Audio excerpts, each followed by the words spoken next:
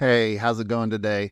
Today we're going to make movie posters. This technique will work for other things besides movie posters, but these are kind of fun. You can print them off, do whatever.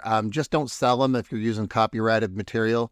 Over on my style section, I'm going to check the tags V2, Enhance, Sharp, Neon, Noir, and Hyperrealism.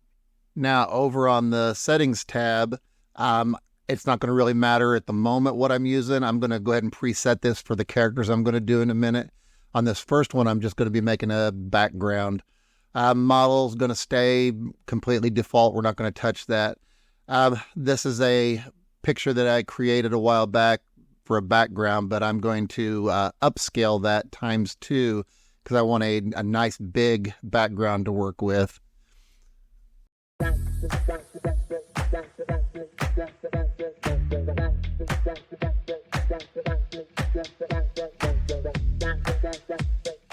So once we've got that, we're going to go over to Photoshop.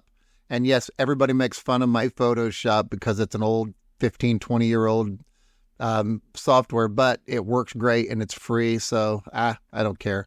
So we set up our canvas at 1372 by 2032. That's movie poster dimensions. And let's drop that picture in here. Now, they won't match exactly, so I'm just going to scale it until it fits in my canvas.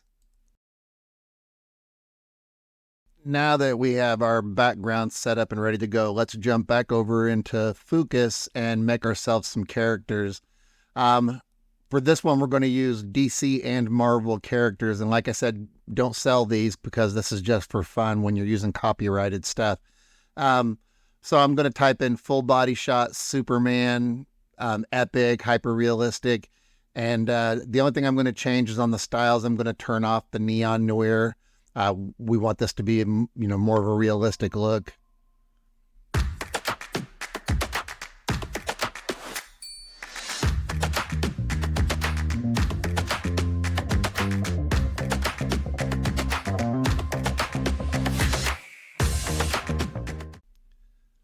So we got a good full body shot of Superman. We're going to take him over here to create pixelcut.ai, and I'll leave the link to this in the description.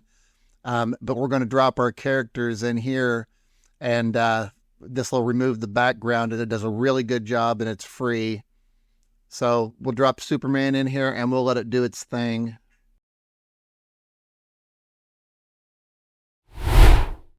You can see it did a really nice job cutting him out.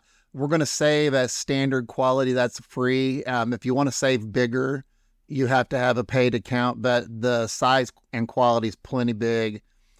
So anyway, repeat that process for as many characters as you want. I made 6 characters that way. We did Iron Man, Batman, Superman, the Hulk, Green Lantern, Thor. And we're going to start dropping those characters into our background. And at first here, we're not too worried about the way it looks. We just want to kind of get them laid out where we want them to go. And then we're going to go back and clean all this up in a minute. So take your time and in your head have kind of an idea of who you want your central character to be and how you want the surrounding cast to be around him, and go ahead and do a quick layout on that. Now for the evil character in this, the bad guy, I'm using one of my own characters that I created as something to kind of tie the Marvel and DC together with. Now we're going to go through and we're going to start refining this a little bit. I'm using a eraser tool with a heavy feather on it so that I can blur and blend out some of the characters, like removing legs or, just starting to fade some edges and such. And we're going to work on that and get that all laid out until the poster looks how we want it to look.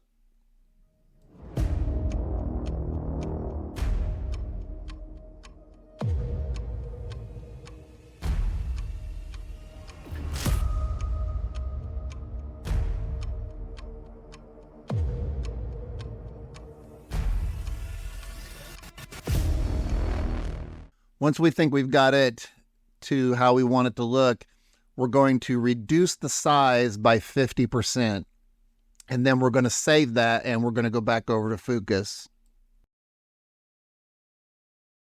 Now, back over in Fooocus, we're going to bring that picture in as an image prompt, and we're going to go upscale ×2.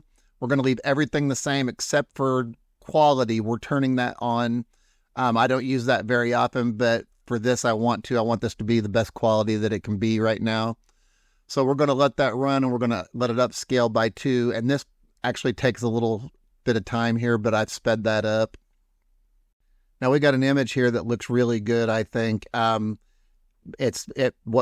the Fooocus does at this point is it blends everything together and makes them all look like a cohesive, one solid picture. I'm going to drag in the logos for Marvel and DC so that it looks like a combined movie. This is kind of a fantasy thing here. And then we'll give it a title and give it a release date. And once we have all that stuff put in here, this thing's going to be ready to start posting at the local movie theaters for the release of your movie.